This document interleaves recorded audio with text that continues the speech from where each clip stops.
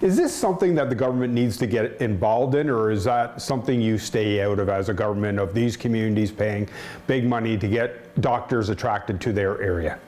Yes, I mean, I've personally been very clear. My personal opinions are that if you're paying big bucks, the likelihood of that person coming for all the right reasons to stay aren't there. So I'm not a supporter in these massive signing bonuses.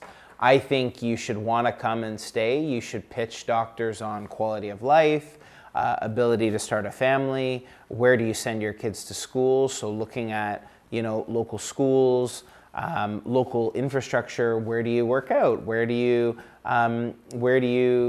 take your kids for sports?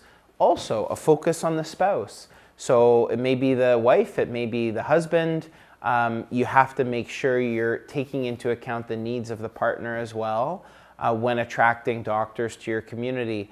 I'll be honest, at Queen's Park and among my colleagues, you know, I will continue to raise my voice about the disparity that sometimes you see with one community offering $100,000 signing bonus, the neighboring community offering nothing. So I think that speaks to a more coordinated effort. Now we are starting to see that at the county level, looking at pitching a region versus fighting in our community. When I was first elected, we had Trent Hills, family physician recruitment, we had West Northumberland, and we had Brighton.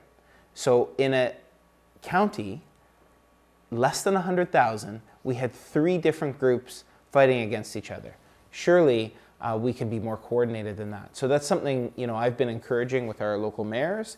And you're right, the province has a role to play. And so we have to do more to encourage that. And that's why, Mark, we've said for rural communities, we'll pay your tuition if you go to an underserviced community. That's had a big impact on helping people because, you know, for that nurse I met in our community up in Trent Hills, he told me, he said, you know, I wasn't thinking of coming here, but I graduated with no debt and I'm starting my family, and then you hear that that nurse is getting married and is staying and has met someone. They've fallen in love. They've bought a home. It's a lot harder to leave when you've done all those things.